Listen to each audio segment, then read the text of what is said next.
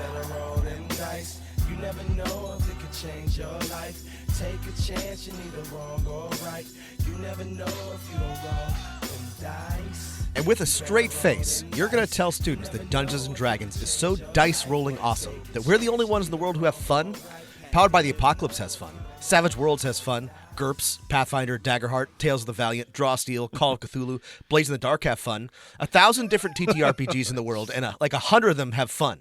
And you, gamer girl, just in case you accidentally wander into a tabletop store one day, there's some things you should know, and one of them is that there's absolutely no evidence to support the statement that D&D is the greatest game in the world. It's 7th in player count, 27th in replayability, 22nd in GM retention, 49th in player agency, 178th in new player acquisition, 3rd in player satisfaction, number 4 in organized play, and leads the world in only 3 categories: number of rules lords per table, dice per capita, and rage quits, where we have more than the next 26 games combined, 25 of which are D&D clones. None of this is the fault of a 20-year-old e-girl, but you, nonetheless, are without a doubt a member of the worst generation ever. So when you ask about what makes D&D the greatest game in the world, I don't know what the fuck you're talking about. Collectible statues?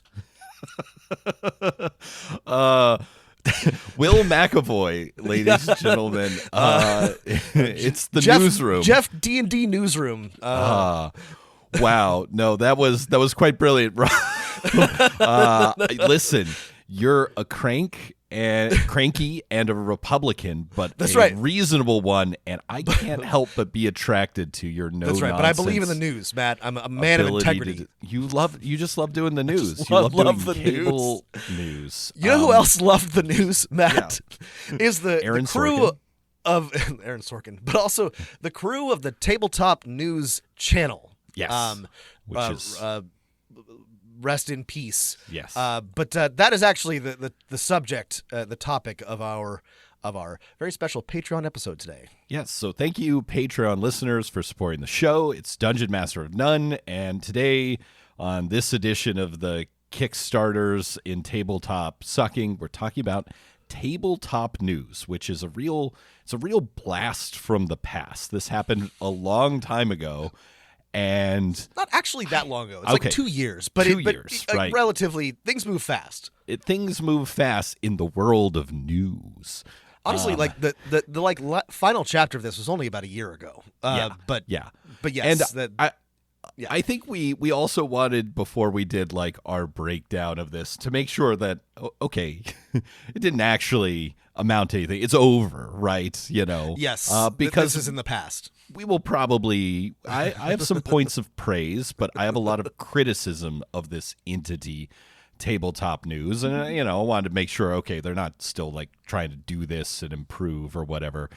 So it's dead. It's a Kickstarter, but unlike a lot of the other Kickstarters we talked about, if you go back in your Patreon news feed to our first time we did this, this one raised its money.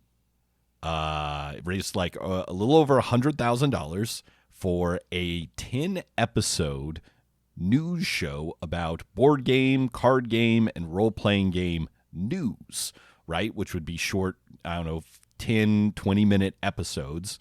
And then it did it. It on time, they did it too. Yep.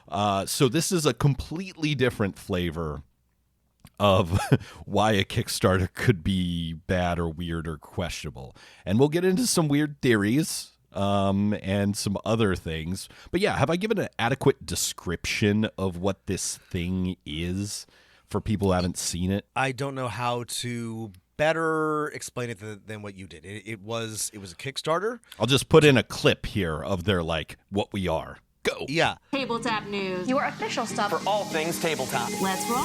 No more endless scrolling, no more massive articles, just fun facts. Skyrim is coming to tabletop with an exciting new board game. Every game starts with an unskippable cutscene and ends when a frustrated player shouts, "Fus roll da!" Reacts. I was told there'd be no math. I am not a math Asian, so let's keep moving. Exclusive interviews with tabletop's biggest names. Oh, I didn't know donuts was an option. And the largest events. GenCon! Man, GenCon really makes me want to cosplay as a guy who attends events. I really can't see you putting on pants for something like that. I feel like there are so many of us who can relate to that.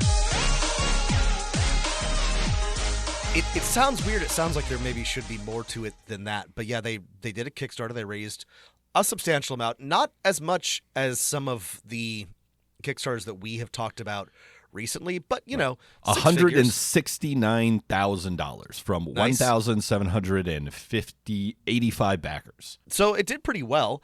And then they had a show. They had a YouTube show.